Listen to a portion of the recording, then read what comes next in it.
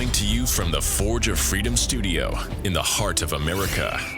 A podcast dedicated to preserving freedom and inspiring personal success.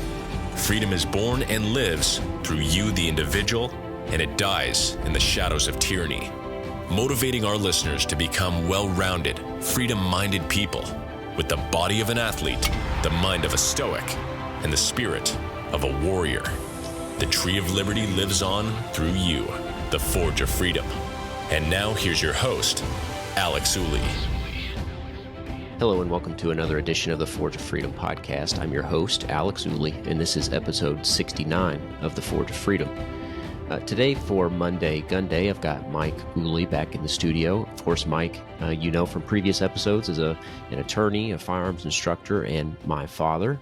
And today we're going to talk about basically how we should approach those we don't agree with when it comes to our right to keep and bear arms. And we're actually going to share some tidbits from an article that inspired this episode, as well as a few other suggestions. And the article we're going to be talking about is an article at AmmoLand, and of course I'll link to the article in the show notes.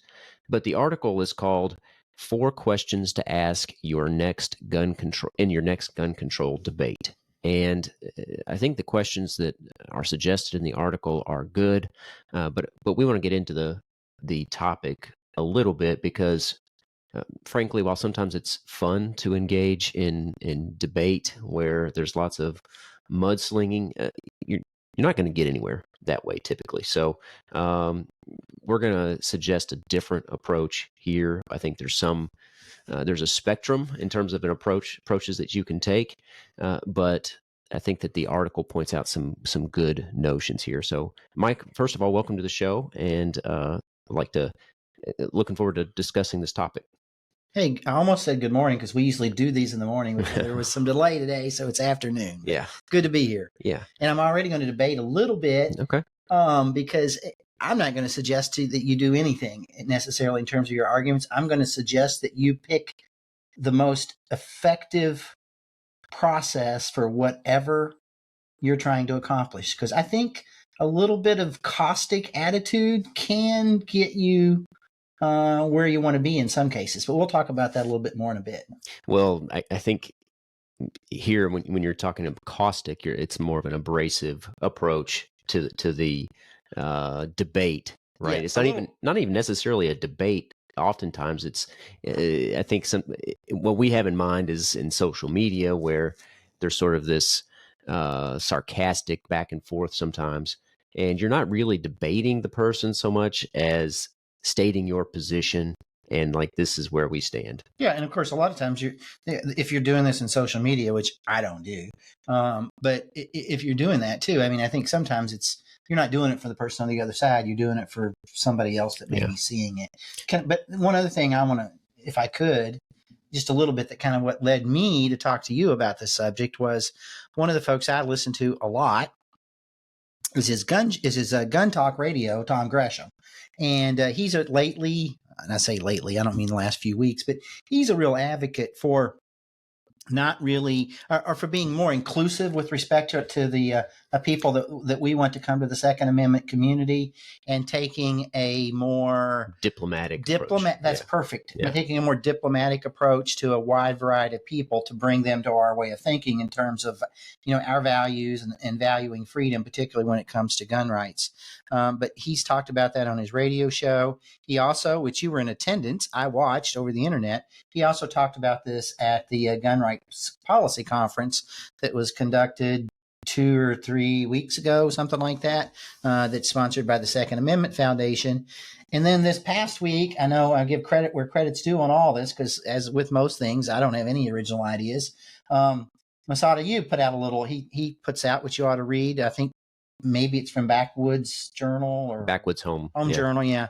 But he puts out a little email thing I get, I think once a week. I'm not sure. And it's Backwoods Home magazine, and I'll link to that in the show notes too. But he linked to an article from AmmoLand by Tom McHale. Tom McHale, and that's one of the. So most of these ideas that we're going to talk about today come from those sources, and I just wanted to give credit to those people because I think it's something that we need to talk about because sometimes folks on our side are a little less diplomatic than maybe is applicable if they're trying to bring people over to our side.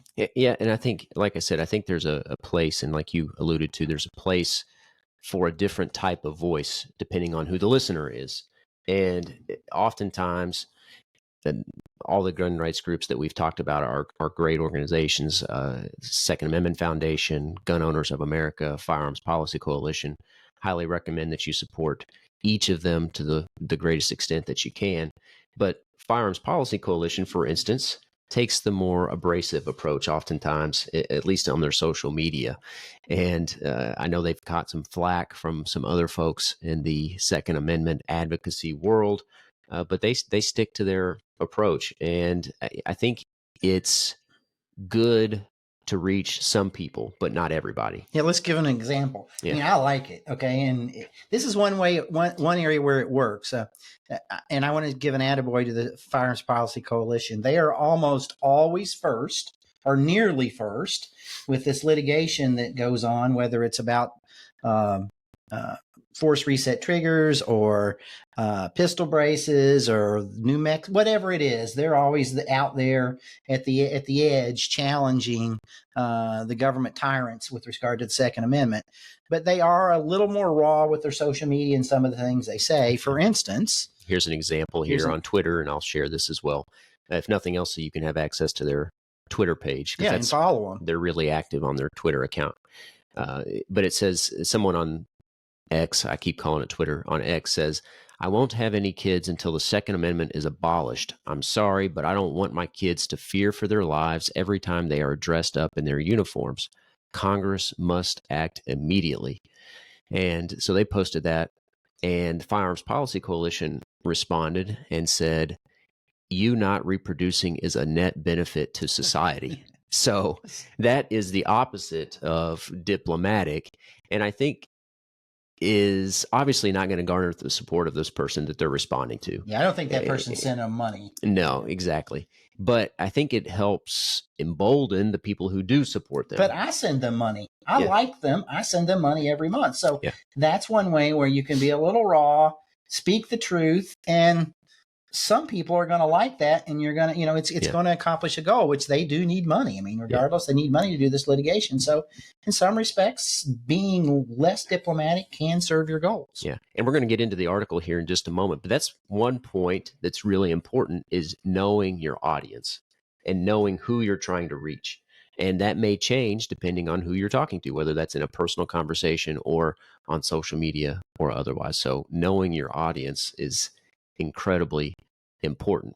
So with that said, Mike, let's go ahead and get into this article by Tom McHale from AmmoLand.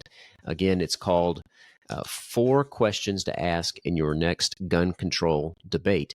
And part of this is the timing, like you said, because Tom Gresham talked about it at Gun Rights Policy Conference. You saw the article by Massad Ayoob at Backwoods Home Magazine, and then this linked article to AmmoLand that Massad Ayoob shared. But I think this is important too, timing-wise, because we're coming up on Thanksgiving, and lots of people see family members and friends that they don't see a lot throughout the year. And sometimes, whether it's gun-related or a totally separate topic like religion or foreign policy or politics, I think some of the principles that we talk about here with respect to debating gun control also apply in those other topics as well. Okay, so I think these are important points to keep in mind in any tough conversation.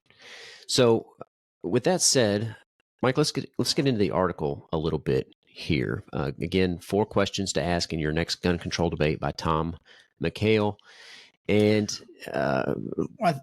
go ahead, Mike. Well, I feel a little guilty in some ways because I'm preaching this stuff and I don't necessarily follow it very well. It's kind of the pot calling the kettle black a little bit, but I do think this advice is great advice. Well, that's part of the point of this podcast too, is to help sort of help us stay engaged and practice what we preach. And I think that this is not just for our listeners, but for us as well. But he starts out with some cliff notes that I think are important before you get to the 4 questions that he addresses. And the 4 questions are just questions you kind of hear generically in the gun control debate. They're not necessarily exactly poignant right now, but you'll hear them. But anyway, some of the cliff notes that he talked about is, that just doesn't do any good calling the other side stupid. Or just getting loud and repeating facts that you have memorized. That's not going to convince anybody. Number one, I mean, you generally don't convince anybody of anything right there in the moment of an argument anyway. Generally, you're wanting to just plant some seeds that that may be used down the road to draw them to reach some conclusions that are consistent with freedom, hopefully. Well, and I think part of the point with this first cliff note, don't call the other side stupid, is that if somebody says, mass shootings only happen in the United States, it's a uniquely American thing. We know that's not true. They happen all over the world. In fact, the United States is not an outlier in almost any regard with respect to mass shootings. But it doesn't help to say the other person, you're wrong and you're stupid. Okay, yeah. Even just you're wrong. You don't have to call them stupid. A lot of times people will take you're wrong as you're stupid. Yeah.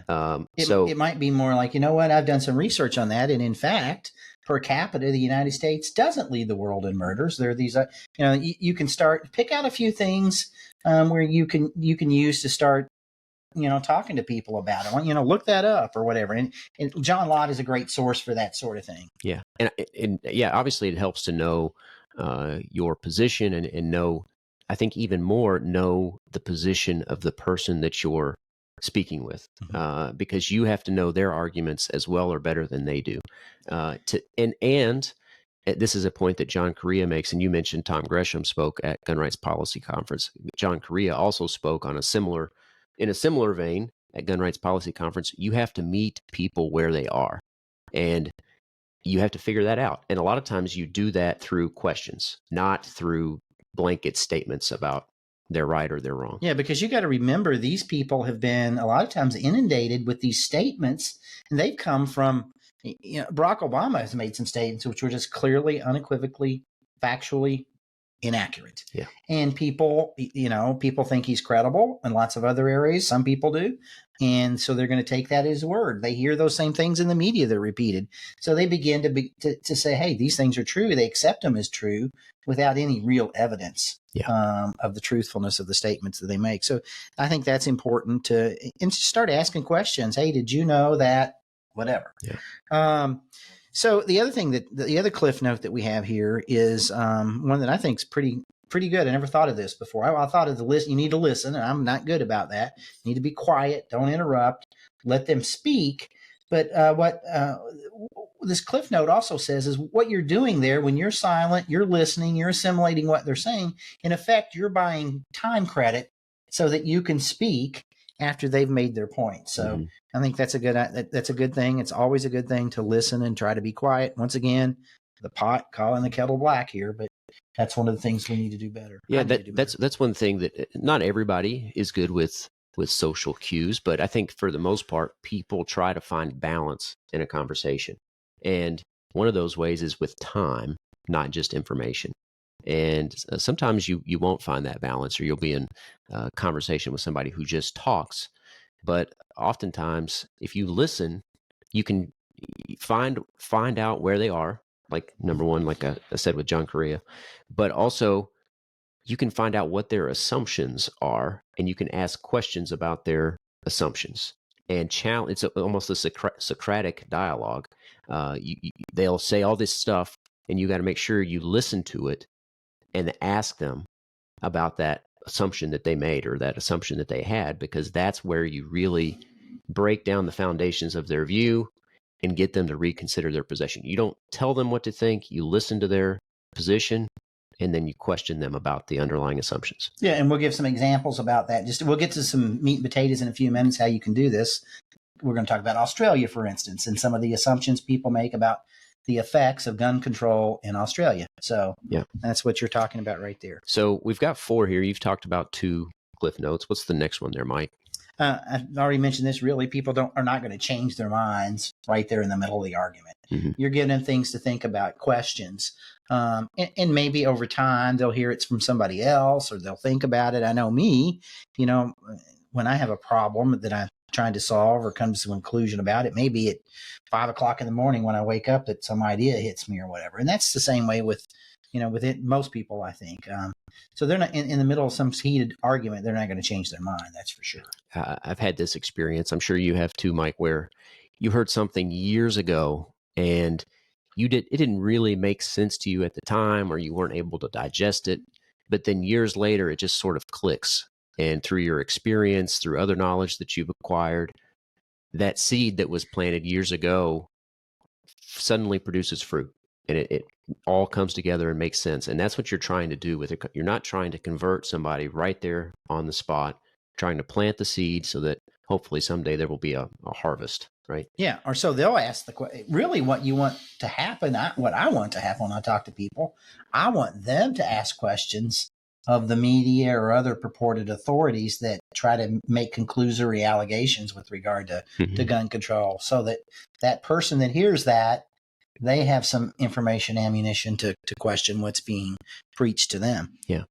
And then last one we have here is we egotistical humans usually have to reach new conclusions on our own, which is building on what we've said so far. Mm-hmm. It's one of those, it reminds me of the saying, you can lead a horse to water, but you can't make it drink. And I think that in the same sort of way, people have to reach and come to the conclusions on their own. And you're just trying to help get them there by asking questions rather than telling them what to think. Mm-hmm. Yeah, absolutely. It's much more effective that way. So those are sort of the cliff notes, but there are 4 questions, and these are just examples, like we mentioned earlier. There are 4 questions that the author here, Tom McHale, suggests, just by example. The first, has murder really gone down in Australia since their gun ban? Why is that a good question?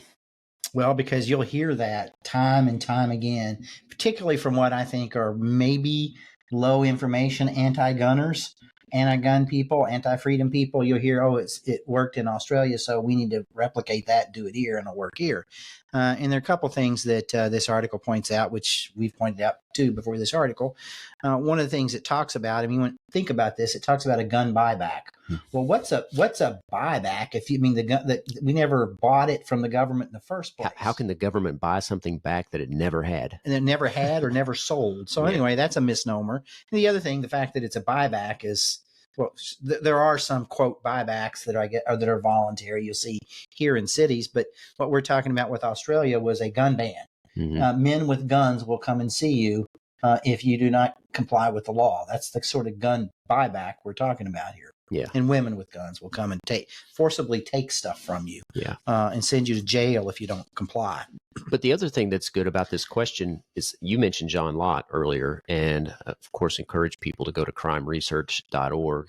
John Lott is one of the foremost statisticians and economists on the right to keep and bear arms. And what's interesting about John Lott is he doesn't really care about the constitutional argument, the policy, or the constitutional argument, the individual rights argument. I wouldn't say he doesn't care, but that's not what that's not part of his work. Focus, yeah. And he is coming at this from a pure just, what do the numbers say? What's the good policy based on the numbers? And one thing he always says is you would think that in these debates and these arguments that the anti-gunners make, you would think that they would be able to point to at least one country, one place where there's been a gun ban instituted and the homicide rate has gone down. And it hasn't. There is, he would think, just by random chance that maybe that has happened, but it hasn't. And that includes Australia. Yeah, and we'll talk about that a little bit here. This article, I won't read from it, but some of the highlights. The gun ban in Australia, the gun control, it left somewhere between 65 and 80% of all guns in circulation. So it didn't get rid of all of them, but it got rid of a lot of them, from 20 to 35%, it looks like, or 20 to 35% of those. But what the funny thing is, over the 6 years after the buyback, overall homicide didn't change. And so overall, in the 6 years after, we got rid of nearly a third of the guns, overall homicide rates didn't change. As a matter of fact, in 2 of the 6 years, homicide went up. Now, I didn't say homicide with guns, but homicide went up in 2 of the 6 years. The other fact often left out of the debate is that it was already declining. And that's what we see in a lot of these countries. You'll see, if you looked at a graph, you'd see the rate of homicide going down naturally anyway. And then there's some government action taken, and the government takes credit for that continuing fall of whatever the statistic is. Well, and oftentimes it's even more interesting than that. There's already a decline, a steady decline in the homicide rate. And then the government institutes a ban of some sort, and the rate of homicide continues to decline, but at a lower rate. Yeah. Oftentimes. So the correlation, not causation, we'll talk about in a minute. The correlation is that just like one of John Lott's books, more guns, less crime, may in fact be something worth exploring. Yeah. So in fact, it's more than when they say the homicide rate or the murders have gone down, yes, they did, but they've been going down for a long time. And in fact, oftentimes they go down at a lower rate after the ban is instituted. So here's the takeaway. If you want a fact, did you know that after the Australians took out 20 to 30% of the guns off the street, there was no observable reduction in murder rates? That's the facts. Yep. And in fact, the other thing too, and I think the article mentions this later, so I'll save it. But a lot of the guns that went away in Australia came back over several years. So there's actually a higher rate of ownership today. Yeah, exactly. Than there was before the ban, and yet the homicide rate is still lower. Yeah. So exactly. So yeah, there was after their gun ban, gun ownership went up some, yet gun homicides went down. Homicides went down. Yeah. Continue to go down. So that's the first question. Has murder really gone down in Australia since their gun ban? And you can see there's a lot to talk about that's loaded in that question, right? And the answer is no. Yeah, the answer is no. So next question that's suggested here. Are a lot of people killed with assault rifles? And they have that in quotes, of course, because there's no such thing as an assault rifle within the definition. There's no definition of assault rifle anywhere. And of course, what people need to understand is back some long time ago, we had the Clinton assault weapons ban. It was sunsetted and was eliminated. The ban was eliminated. But during the period that it was in effect, we saw no appreciable effect whatsoever with respect to murders. So in our country, we've just not seen that have any effect, any kind of assault weapons ban. Yeah. But the other thing, the article doesn't mention that, but the article does mention that assault weapons were involved in fewer murders than bare hands and feet, less than 2/3 as much as knives, and about the same as bats, clubs, and hammers. So when you see these politicians get out and talk about an quote assault weapon ban, end quote, it's just hot air is all it is. We might as well ban ball bats and have more effect. Well, here's the other important point too, is that people who advocate for gun control, gun banners, will often say, well, but there's still these thousands of homicides each year with so-called assault rifles. So if we ban assault rifles, those thousands of murders that were committed with them would be eliminated. Well, let's talk about thousands of murders. According to the FBI, in 2016, 374 people were murdered with rifles of any kind. Now that of any rifle, that doesn't include quote assault rifles, end quote. So. Yeah. But the point I want to make here is that just because, well, number one, there's a few things. Number one, just because you ban assault weapons doesn't mean that criminals won't continue to have them. That's the first point, and commit crimes with them. The next point is that they always point to the gun murders or murders committed with guns, but they don't look at the overall homicide rate. So just because somebody won't murder someone else or kill someone else with a gun doesn't mean they wouldn't also be willing to kill them with some other object or not comply with the gun ban to begin with. And that's why it's important to look at the overall homicide rate, not the rate of the murders with guns. And of course, they understand that too. This is just they want to ban something. Yeah. So we'll start here because these things, a lot of times, the ones they're talking about, they want you to think about these evil guns that are black and look bad, and let's get rid of. After there's some mass shooting with a handgun, what do the politicians talk about? They want to get rid of assault weapons. Yeah. And they point to those because they look bad and they're supposedly evil, and they know all this, but they want to start somewhere. You can't ban all the other guns until you start somewhere. Yeah. The other thing I'm going to mention here, too, we've been talking about assault rifles or assault weapons. This is actually a term created by the Violence Policy Center back in the 1980s, I believe. And they knew, they created this term, this phrase, with the intention of creating confusion among the general public about what it meant. Okay, that was its intention, this phrase. And for reference on that, you can look back to the America's Rifle, the case for the AR-15 by Stephen Holbrook. He talks about it in that book about the genesis of the assault weapon term. And of course, it sounds, like I said, it's a black rifle and it sounds evil, and assault sounds evil. It's offensive in nature. Yeah. So it's marketing. Yeah, exactly. And of course, assault rifle, coincidentally, lines up with AR-15. AR, of course, does not mean assault rifle. It means armor-light rifle. But again, in an effort to create confusion among the public, of course, most people are led to believe that AR is an assault rifle. And I think the other thing is that a lot of people used to be, it allows them to segregate the gun owner population as well. Yeah. Maybe the folks that are, quote, hunters that have some walnut stocked rifle or shotgun. Yeah. They hope that they'll kind of peel those people away, and they'll say, I don't care about it. I don't use that for hunting anyway. Yeah. Because they said you can't use it for hunting anyway. And if the ban doesn't affect me, then I don't care. So it's a way to separate us folks that do see the value in having the freedom to own firearms. Yeah. So first question, has murder really gone down in Australia since their gun ban? Second question. And the answer is no. Right. Are a lot of people killed with assault rifles?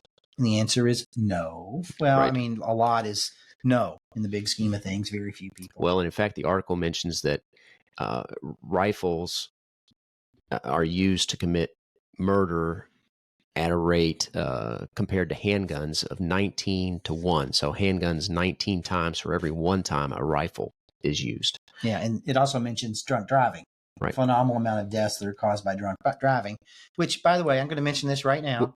When we talk about, people misusing firearms to murder somebody, the anti-gunners want folks to be able to sue the gun manufacturer because somebody misuses a product to murder someone else. Mm-hmm. But they're not advocating that the victim of a drunk driver be allowed to sue the manufacturer of the car used by the drunk driver if it's otherwise, manufactured safely as intended. Yeah, and there's no defect in the product. Right. When you're talking about the Protection of Lawful Commerce and Arms Act, which, as you say, it's common sense. I mean, you shouldn't be able to sue the company for somebody else's misuse of the product. Yeah. Ford shouldn't be liable, as you say, for somebody driving their car drunk. Yep. The manufacturer of a firearm shouldn't be liable for somebody committing a murder with their firearm. Yeah, and if I stab somebody with this pen, whoever made this pen shouldn't be liable for my misuse of that pen. Right. But the anti-gunners, the anti-freedom folks want to apply that standard to firearms manufacturers because they want to run them out of business. Yeah, exactly. Through litigation.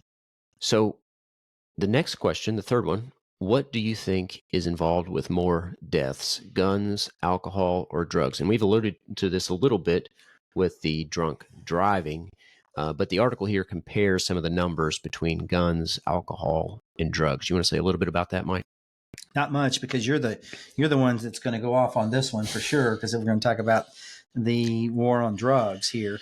The stats are, I think this is from 2016, 22,000 some odd people were killed themselves with guns, 22,000 killed themselves by other means, and 64,000 people killed themselves with drugs. So in a society that is influenced to a great extent by the pharmacy lobby, and by the war on drugs, the poor effects from this quote war on drugs that we have, we don't need to be focusing probably on the guns. We need to be focusing on other things when it comes to suicides. And by the way, some of the statistics show if you do eliminate some guns, or you eliminate guns, what people will do, their intent on committing suicide is they'll use some other means. Yeah. Well, and you said, of course, that I would go off on I don't know if did I say that? Yeah. the war on drugs. For those who don't know, I do a lot of criminal defense work, and I see the effects of the war on drugs. By the way, I'm not disagreeing with that. Day to day, and I think it's fair to say that I'm going to go off on it a little bit here anyway. But one thing that always bothers me, because there's some cognitive dissonance or inconsistency even within the pro-gun community on these issues,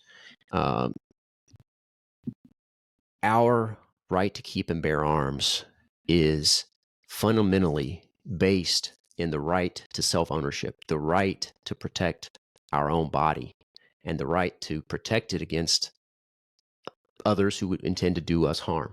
And by extension, the right to bear arms to achieve that goal. Yeah, I can't have individual liberty unless I also have the right to protect that individual liberty. But the idea starts with the concept of self-ownership. The right to self-defense is based in the idea of self-ownership. And laws making the consumption of certain products or items or whatever illegal also violate the fundamental right to self-ownership, the fundamental property right that we each have in our own body. I can't tell Mike that he can't consume sweet tea, a drug any more than I can tell him that he can't consume sugary drinks or sugary beverages. Okay. Both violate the fundamental right to self-ownership equally. Okay. Now, lots of people will point to the harmful effects of drugs, but the problem is that the war on drugs, and this is where people, again, are inconsistent, even the pro-gun folks, the war on drugs, by making certain products illegal, you create a black market for those products. Those products do not go away. Who gets them? Criminals. The same thing that we say about firearms. Just banning guns, all that means is that you're going to take away the rights of law-abiding citizens. Well, guess what? Who's going to have, what do we always say? Who's going to have the guns? The criminals, which is exactly what we don't want. It creates a black market for the guns. It gives the most dangerous people the power over that market. It creates a black market, and lots of people are killed in that black market, whether it's for guns or drugs. And these are interrelated, okay? Because oftentimes the criminals with guns are also in the black market for drugs, okay? So the drugs become more dangerous, the guns become more dangerous, the people with both of them become more dangerous. And the drugs, the harmful effects of these drugs, a lot of people know there's been a huge influx of fentanyl and drugs that are laced with fentanyl, which is responsible for a lot of the overdoses that people experience. That fentanyl is in the drugs not because the people want them or want the fentanyl, because they don't want to die. The people using the drugs don't want to die. It's in the drugs because it's a black market, and the manufacturers are trying to make the product as potent as possible in as small a quantity as possible so that they can ship it smuggle it more easily. Exactly what happened during Prohibition of alcohol. Nobody was peddling beer during Prohibition. Okay, people were making the highest proof alcohol they could possibly produce so that they could ship the most potent product they could in as little quantity as possible. So it's exactly interrelated here, but it all stems, the point I want to make is this all stems from the concept of self-ownership. And I say this all the time. If we eliminate the war on drugs, because let's face it, the drugs are winning the war on drugs. There's no doubt about that. We eliminate the war on drugs. We eliminate the violence around the war on drugs. A lot of these numbers about murders committed with guns are going to plummet. That's the single best way. If gun controllers really cared about reducing the murder rates, that would be the single best way to reduce the murder rate, is to end the war on drugs.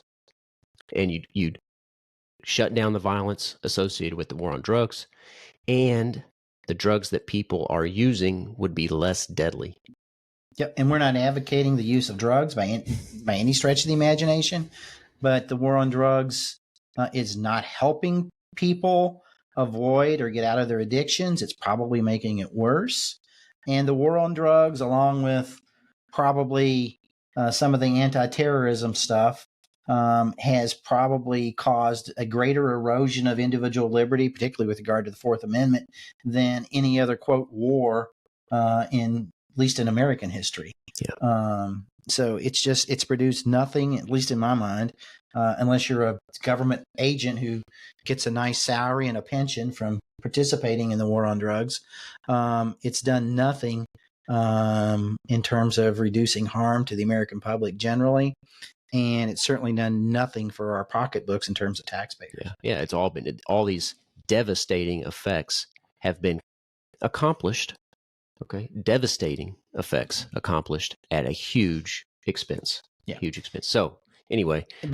So what we're trying to say is if you apply principles of liberty to guns in one way, we hope that folks will apply them to other public policy debates in the same way. Yeah. And also, by the way, the Constitution provides the government no authority or power to regulate guns beyond what's in the Constitution. And guess what? There's no enumerated power in the Constitution We're talking about the federal government. Yeah. about regulating firearms. Likewise, there is no enumerated power in the Constitution about regulating the consumption of drugs. Yeah. And basically what we're talking about, if you want to, we're going to get sidetracked here, at least, and I'm not an expert on this, but it's basically what we're advocating for is a non-aggression principle. If the law isn't doing, if you're not doing any harm to anybody else, you ought to be left alone. Yeah, exactly. All right. Let's go. I told you he would go off on Yeah. that. So yeah, exactly. Mike warned you all. I'd get on my soapbox about the war on drugs. So if you're interested in that stuff, I've talked about that in other episodes, the war on drugs. And some people say, just real quickly, using drugs is not a victimless crime. I've explained that in great detail in other episodes.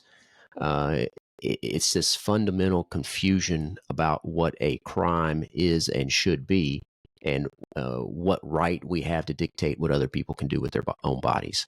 Which would make me get off on another subject. What is the book? 3 Felonies a Day. Yeah. It's just, we're both lawyers. There's no way you can keep up with the laws. Yeah. There are too many laws and too many prohibitions out there, most of which are just made up, prohibited activity, and they're not based in any kind of moral authority whatsoever. Anyway, we're going to get into all kinds of subjects. Let's get back to the article. Yeah, so let's recap the questions we've discussed so far. First one, has murder really gone down in Australia since their gun ban? No.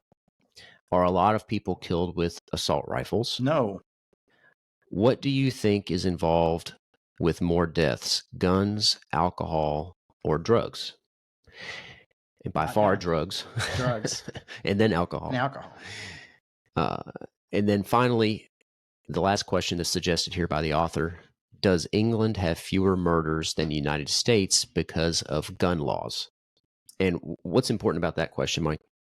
No, the answer, once again, we're going to give you the answer is it's no in our estimation, or at least there's no evidence to suggest the answer should be yes. Let me put it that way. England and Australia have always had lower murder rates than the United States since the beginning of time. And they've always been different between the United States and the United Kingdom. One thing I'll interject here. I was going to get to. Go ahead. Go ahead and interject. Well, I'm going to get a stat here. So, yes, their homicide rate is lower, but as you said, it's always been lower. In fact, quite a bit lower. But does it have anything to do with their gun laws? And the article points to a few statistics here that show actually the murder rates in the UK went up slightly after their gun ban. Again, another example, like we talked about earlier, where John Lott says, just by chance, you think that at least there'd be one country we could point to where they've instituted a gun ban and the murder rate has gone down. Yeah. Well, UK, Australia, not true. Nowhere is that true. Yeah, and what's also true about the statistics is I think there's a differential. The difference between murder rates have actually gotten closer together between the United States and Great Britain, despite the fact that the British have instituted more gun control and we've instituted probably less gun control over the last 10 or 20 years here. Yeah. You would think that the opposite would occur, but it's not. And in fact, the number of guns owned in the United States, especially since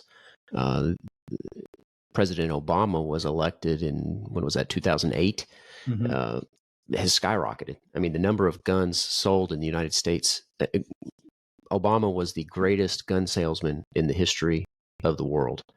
There are so many guns that have been purchased in the United States since 2008, yet you see no change in the homicide rate here. Yeah, one of the stats from the article, the United States has seen a doubling over the last couple of decades.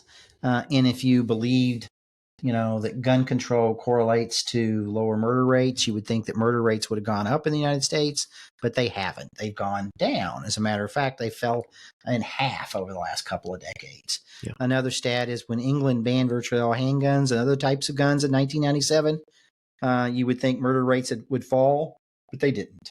Yeah. And these are not outliers. These are not, we're pointing to UK and Australia because they're often the ones that the gun control advocates point to.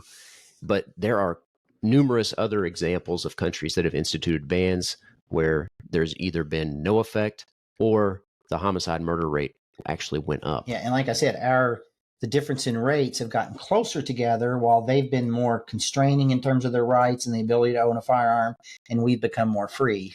Our murder rates go down. As once again, it's John Lott's book, More Guns, Less Crime, proves to be true when you read this article. Yeah. So just this episode has mostly been some food for thought about how to approach these conversations with your family, with your loved ones, with friends you may know who support gun control.